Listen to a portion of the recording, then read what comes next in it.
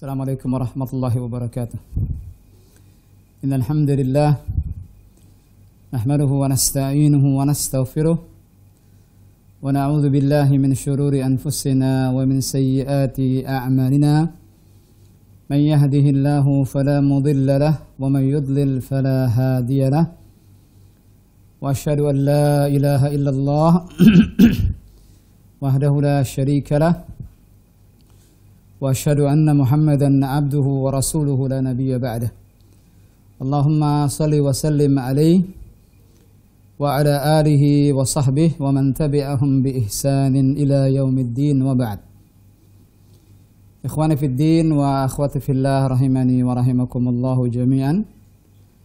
Pemirsa Ahsan TV dimanapun antum berada, alhamdulillah di kesempatan yang berbahagia ini kembali Allah Subhanahu wa taala mempertemukan kita melanjutkan kembali pembahasan kitab Al-Kabair, kumpulan dosa-dosa besar yang ditulis oleh Al-Imam Adz-Dzahabi rahimahullah. Dan di kesempatan hari ini insyaallah taala kita masuk ke Al-Kabiratut Tasi'ah was-Sittun, dosa besar yang ke-69. Al-iyasu min rauhillah wal qunut. Berputus asa dari rahmat Allah Subhanahu wa taala. Kemudian setelah itu dia meninggalkan amalan. Berputus asa dari rahmat Allah Subhanahu wa taala, kemudian dia meninggalkan amalan dan meninggalkan berharap kepada Allah Subhanahu wa taala. Kalau kita perhatikan dosa besar yang ke-69 ini, maka masih terkait dengan dosa besar yang sebelumnya. Dosa besar yang ke-68, merasa aman dari makar Allah. Ya, di satu sisi tidak boleh seseorang yang telah beramal soleh, orang yang telah berupaya beribadah dan taat kepada Allah, kemudian dia setelah itu merasa aman bahwa dia yakin bahwa dia pasti akan masuk surga. Di satu sisi tidak boleh kita melupakan rasa takut kepada Allah, lalu memastikan bahwa dengan amalannya dia pasti masuk surga, lalu merasa aman dari makar Allah. Tentu ini tidak boleh. Kebalikannya, ada orang yang bergelimang dengan dosa, sudah terlanjur melakukan banyak kemaksiatan, kemudian dia akhirnya meninggalkan taubat, berputus asa, lalu dia telah kehilangan harapan kepada Allah Azza wa Jalla. Ini juga tidak boleh. Merasa aman dari makar Allah haram dan masuk dalam dosa besar. Begitu pula berputus asa dari rahmat Allah, kemudian membiarkan dirinya terus-menerus dalam dosa dan maksiat dan tidak bertobat kepada Allah, juga ini haram. Maka seorang muslim antara ar-raja wal khauf.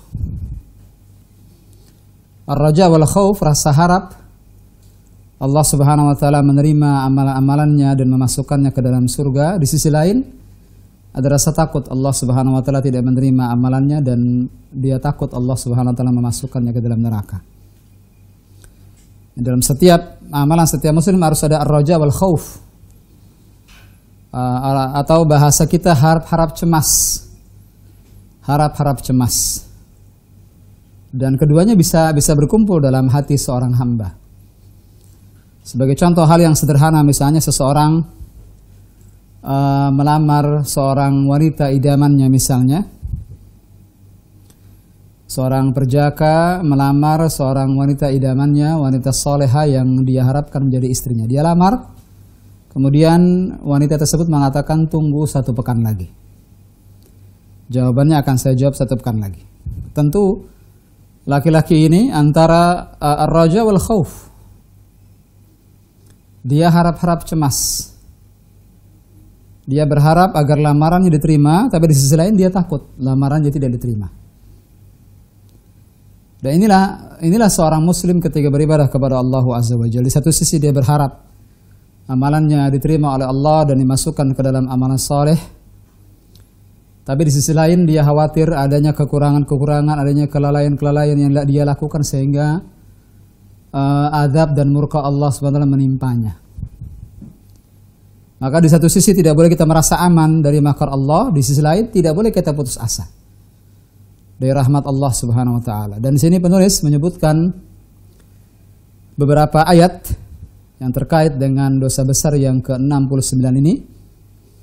Yang pertama yang disebutkan dalam surat Yusuf, firman Allah Subhanahu wa taala, "Innahu la yai'asu min rauhillah illa al-qaumul kafirun." Allah sebutkan dalam surat Yusuf ayat 87. Sebenarnya surat ini atau ayat ini ma'asyiral ikhwah terkait dengan diujinya Nabi Yakub dengan kehilangan anaknya Nabi Yusuf alaihissalam. Makar dari saudara-saudaranya yang berupaya agar kasih sayang Nabi Yakub khusus kepada mereka saja, tidak kepada Nabi Yusuf.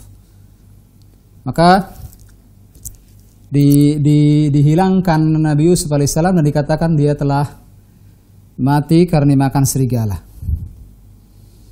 Maka seiring waktu berjalan,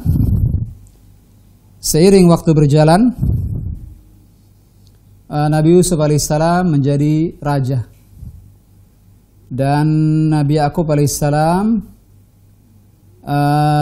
waktu itu tidak berputus asa untuk terus mencari Nabi Yusuf alaihissalam. Maka diperintahkan kepada anak-anaknya, ya bunayya, ya bani yadhhabu fatahassasu min Yusuf wa akhihi. Wahai anak-anakku, pergilah, carilah Nabi Yusuf dan saudaranya Bunyamin yang waktu itu juga hilang dari sisi Nabi Yakub alaihissalam. Lalu Nabi Yakub alaihissalam mengatakan kepada anak-anaknya, wala tai'asu min rauhillah. Jangan merasa berputus asa dari rahmat Allah Subhanahu wa taala. Teruslah berharap. Teruslah beramal. Jangan tinggalkan amal. Begitu pula ketika berbuat dosa, jangan terus-menerus dalam perbuatan dosa dan maksiat. Bertobatlah kepada Allah, kembalilah kepada Allah, tinggalkan dosa dan maksiat. Masih ada harapan. Selama Allah Subhanahu wa taala masih memberikan kepada kita kehidupan di atas muka bumi ini, masih ada harapan. Masih diberikan kehidupan, masih ada harapan untuk memperbaiki, masih ada harapan untuk bertobat kepada Allah, masih ada harapan mendapatkan rahmat dari Allah Subhanahu wa taala. Maka jangan putus asa. Jangan terkena rayuan iblis atau talbisu iblis yang mengatakan sudah basah maka mandi sekalian. Jadi kamu sudah terlanjur berbuat dosa, maka sudah sekalian jadi penjahat yang profesional. Tentu tidak. Ini semua adalah bisikan iblis, rayuan iblis yang harus kita jauhi. Masih ada harapan selama kita masih diberikan kesempatan melihat matahari esoknya. Nah, selama hayat masih di kandung badan, masih ada harapan untuk mendapatkan ampunan dari Allah. Maka tidak boleh putus asa. Dan di sini ditutup dalam surat Yusuf ayat 87. Allah SWT menutup surat Yusuf ayat 87 dan mengatakan, innahu la yai'asu min rauhillah illal qaumul kafirun. Sesungguhnya tidaklah seseorang berputus asa dari rahmat Allah kecuali orang-orang kafir. Yani janganlah kalian menyerupai orang kafir dalam hal mereka berputus asa dari rahmat Allah. La tashtabihu bihim. Jangan, kata Syekh Sa'di di sini, la tashtabihu bil kafirin. Janganlah kalian menyerupai orang kafir dalam hal ini, yakni merasa putus asa dari rahmat Allah. Teruslah berharap. Di satu sisi kita takut, di satu sisi kita berharap kepada Allah Subhanahu wa taala. Tentu setelah kita berupaya untuk memperbaiki amalan kita, memperbagus ibadah kita kepada Allah, menyempurnakan ketaatan kita kepada Allah, baru setelah itu kita bisa berharap kepada Allah Azza wa Jalla. Allah Subhanahu wa taala menerima amalan kita dan memasukkannya ke dalam amalan saleh yang kelak menjadi pemberat timbangan amal kebaikan kita di hari kiamat nanti. Ma'asyur ikhwah rahimani wa rahimakumullah, ayat berikutnya disebutkan penulis, disebutkan dalam surat Asy-Syura, tepatnya di surat Asy-Syura ayat 28. Masih terkait dengan perintah agar tidak berputus asa, perintah agar terus berharap kepada Allah Subhanahu wa taala apapun kondisi kita, sesempit apapun kesulitan kita, sebanyak apapun dosa kita, jangan berputus asa untuk bertaubat kepada Allah. Jangan berputus asa untuk terus berharap kepada Allah Azza wa Jalla ampunan. Allah sebutkan dalam surat Asy-Syura ayat 28, wa huwa alladhi yunazzilul ghaitha min ba'di ma qanatu wa yanshuru rahmatah wa huwal waliyyul hamid. Allah Subhanahu wa taala berfirman, dan dialah yang menurunkan hujan sesudah mereka berputus asa. Lihat, teruslah bersabar menunggu pertolongan dari Allah Subhanahu wa taala, jangan putus harapan. Kapan saja pertolongan Allah Subhanahu wa taala akan datang, maka jangan putus asa. Jangan lantas meninggalkan doa, meninggalkan taubat, meninggalkan rasa berharap kepada Allah. Jangan termakan oleh rayuan iblis, talbis iblis, sehingga membuat kita meninggalkan amalan, meninggalkan usaha, meninggalkan ikhtiar, meninggalkan taubat. Insyaallah taala Allah Subhanahu wa taala pasti akan memberikan pertolongan. Maka di sini Allah Subhanahu wa taala mengabarkan huwallazi yunazzilul ghaits, dan dialah Allah yang menurunkan hujan sesudah mereka berputus asa.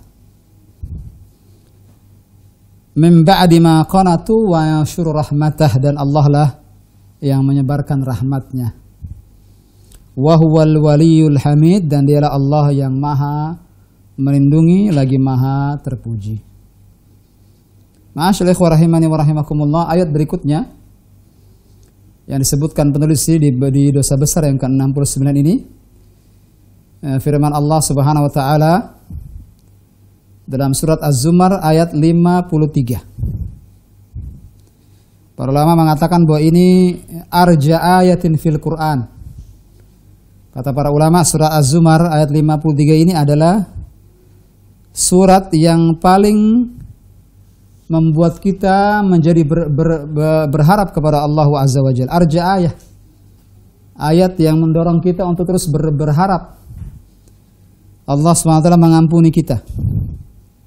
Sekali lagi disebutkan dalam surat Az-Zumar ayat 53. Allah SWT dengan lembutnya, dengan sayangnya berfirman kepada para hambanya, Qul ya ibadiyalladzina asrafu ala anfusihim la taqnatu min rawhillah, la taqnatu min rahmatillah. Allah Subhanahu wa taala berfirman dalam surat Az-Zumar ayat 53, katakanlah, Qul,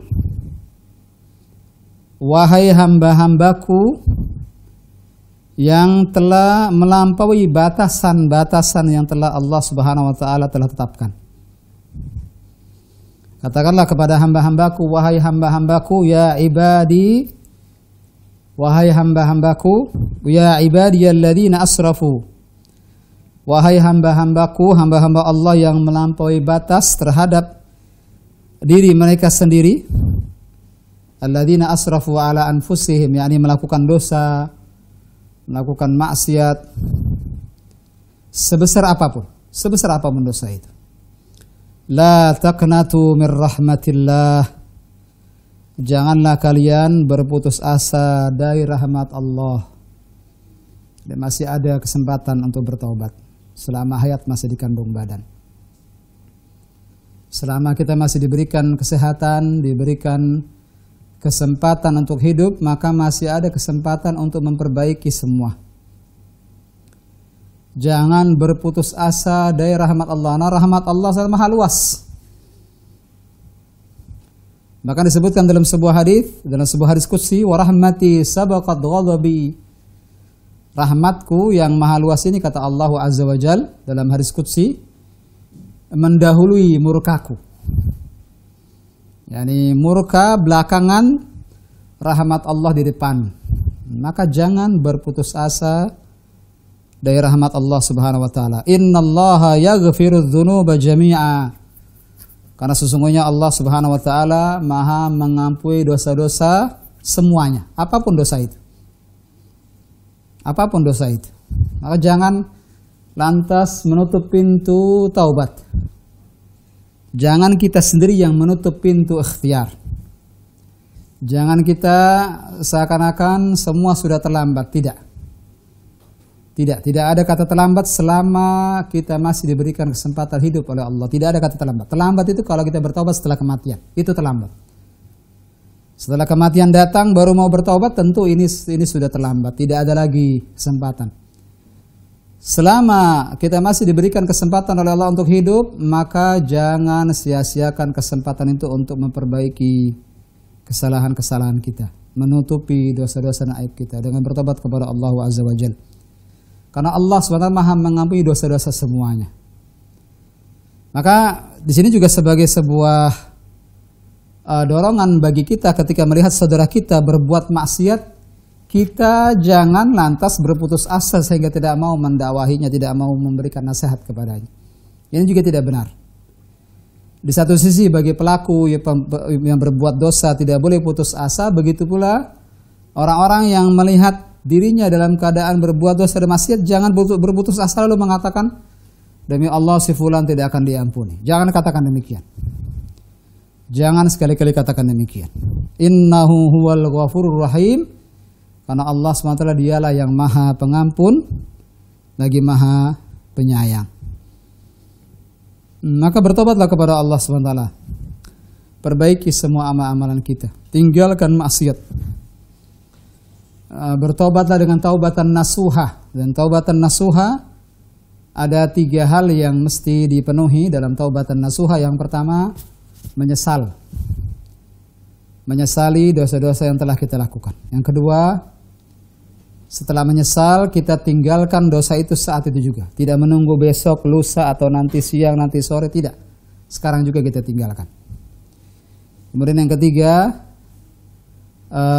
setelah menyesal kemudian meninggalkan dosa-dosa saat itu juga. Yang ketiga adalah bertekad kuat tidak akan mengulangi dosa yang sama kedua kalinya. Dan apabila dosa yang kita lakukan terkait dengan adanya hak hamba lain yang kita ambil, maka tambahan yang keempat dalam rangka agar kita bertaubat dengan taubatan nasuha, agar Allah menerima taubat kita, adalah dengan mengembalikan hak yang pernah kita ambil. Atau jika tidak kita mampu untuk mengembalikannya, minta maaf dan minta dihalalkan. Alhamdulillah masih ada kesempatan untuk memperbaiki selama kita diberikan oleh Allah SWT hidup dan kesehatan. Ma'asyiral ikhwah rahimani wa rahimakumullah.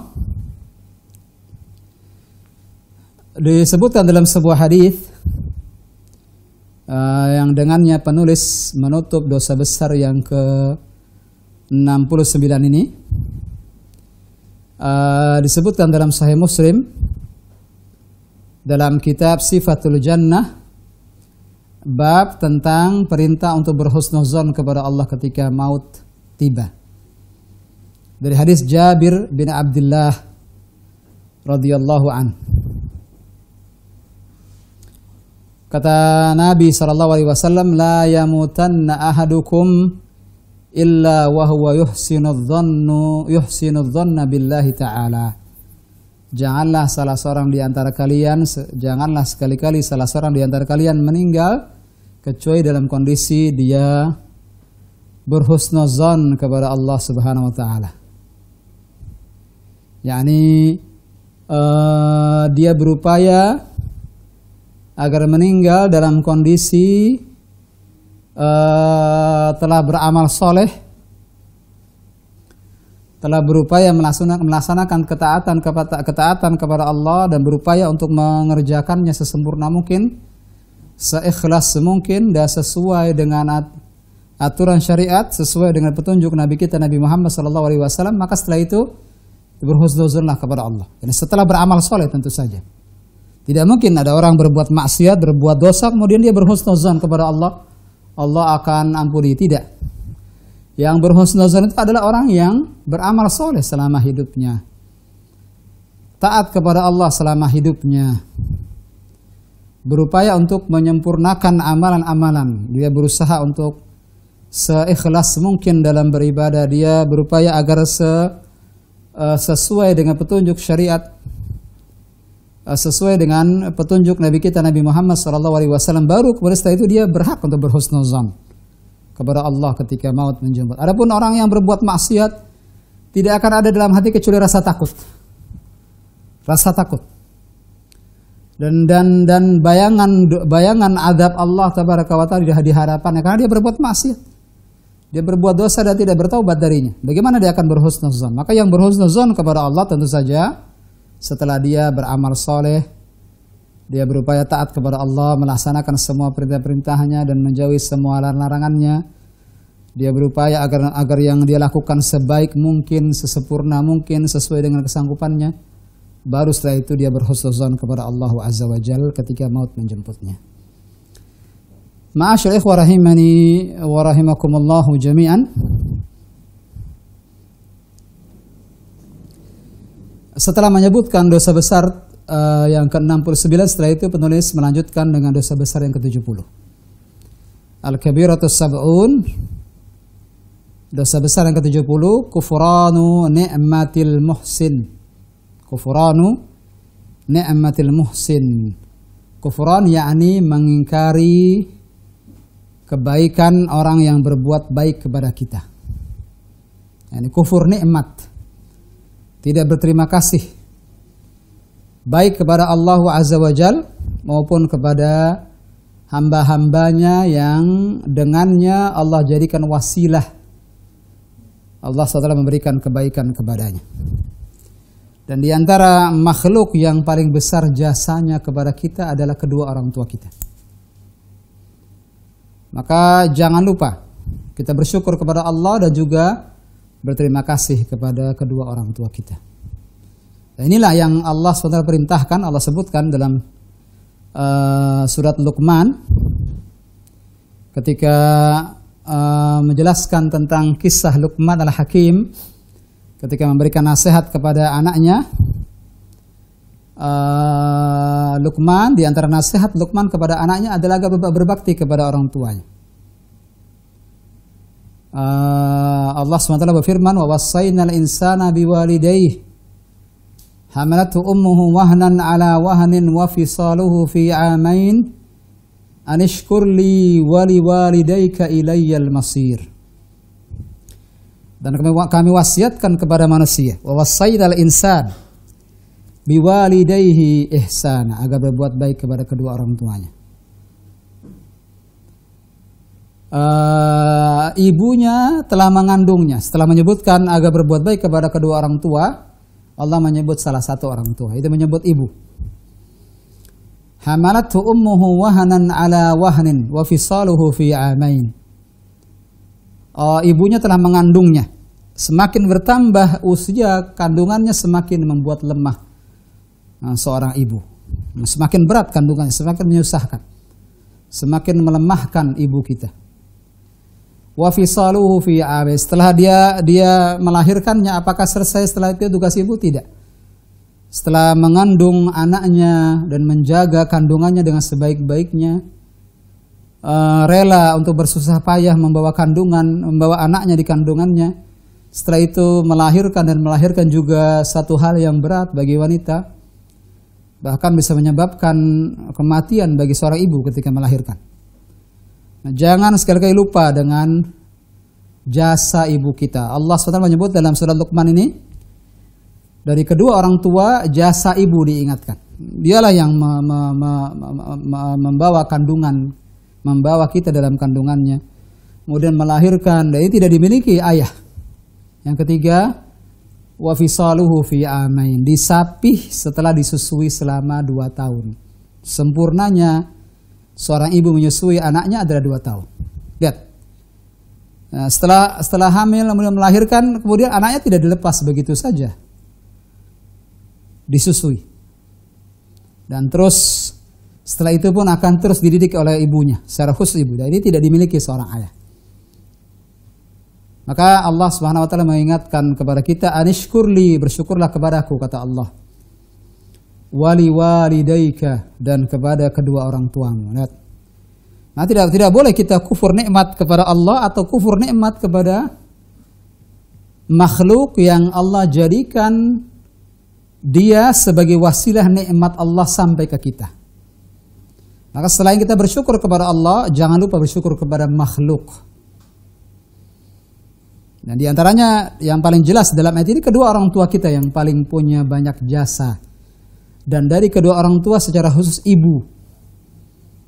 Karena itulah Nabi SAW ketika ditanya tentang siapa orang yang paling berhak aku perlakukan dengan baik, Nabi SAW menyebut ibu 3 kali. Ibumu.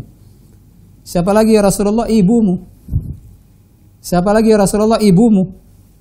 Siapa lagi ya Rasulullah? Ayahmu. Nabi menyebut 3 kali ibu. Ayah disebut yang keempat.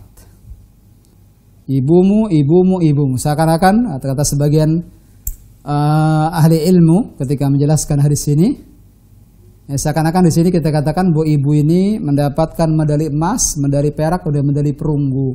Semua medali diberikan kepada ibu. Ayah juara harapan, juara keempat. Tentu tidak mendapatkan medali emas, tidak mendapatkan medali perak atau perunggu. Yang keempat tadi menyebutkannya.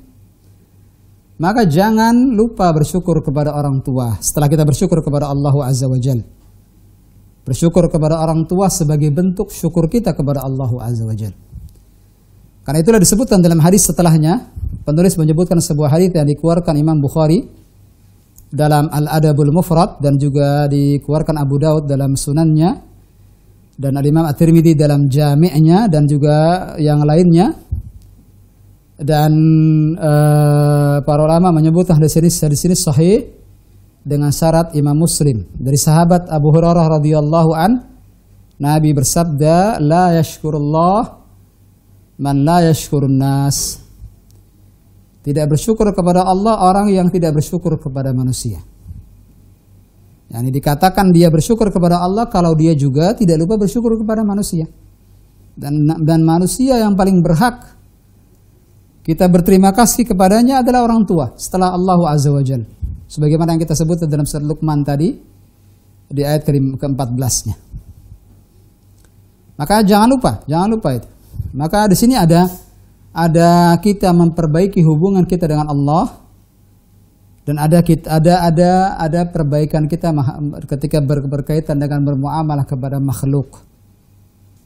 Setelah kita beribadah kepada Allah, bersyukur kepada Allah, jangan lupa di antara cara syukur dan beribadah kita kepada Allah adalah dengan memenuhi syukur kita kepada makhluk yang Allah jadikan sebagai wasilah nikmat Allah sampai kepada kita. Dan lebih khusus di sini adalah sekali lagi kedua orang tua dan khususnya seorang ibu.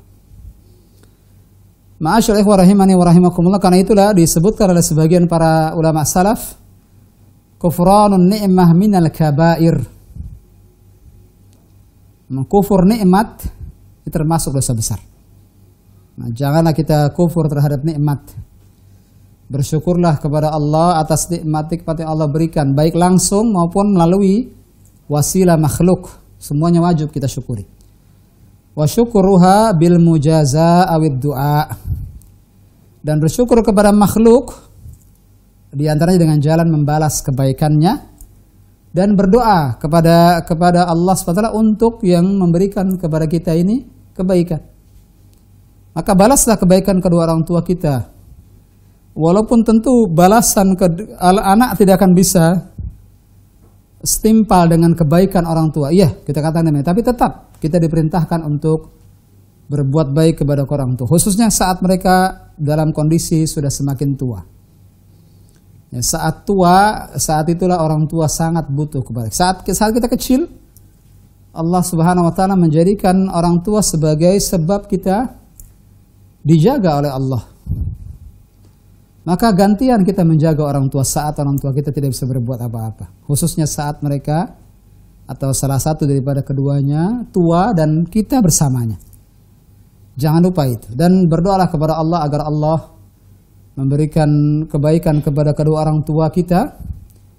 Mendoakan agar Allah SWT memberikan karunia dan rahmatnya kepada kedua orang tua kita. Menyayangi mereka sebagaimana mereka menyayangi kita sejak kecil. Rabbana ighfir lana wa liwalidayna warhamhuma kama rabbayana shighara. Dan kiranya ini yang bisa kita sampaikan di kesempatan yang berbahagia ini.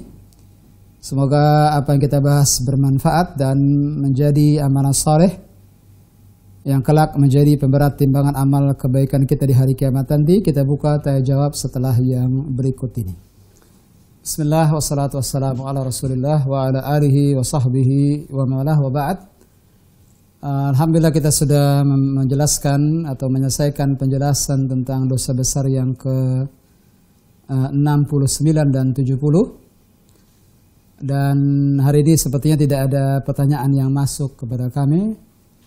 Dan kiranya cukup sampai sini pembahasan kita. Semoga apa yang kita bahas selama ini harapannya adalah menjadi al-ilmun nafi' yang melahirkan al-amalus salih. Dan semoga Allah Subhanahu wa taala terus memberikan hidayah kepada kita semua dan terus istiqamah di atas hidayah dan dimatikan oleh Allah dalam kondisi husnul khatimah. Kita tutup wa sallallahu nabiyana Muhammadin wa ala alihi wa sahbihi wasallam wa akhiru da'wana alhamdulillahi rabbil alamin. Subhanaka wa bihamdik asyhadu an la ilaha illa anta astaghfiruka wa atubu ilaik. Assalamualaikum warahmatullahi wabarakatuh.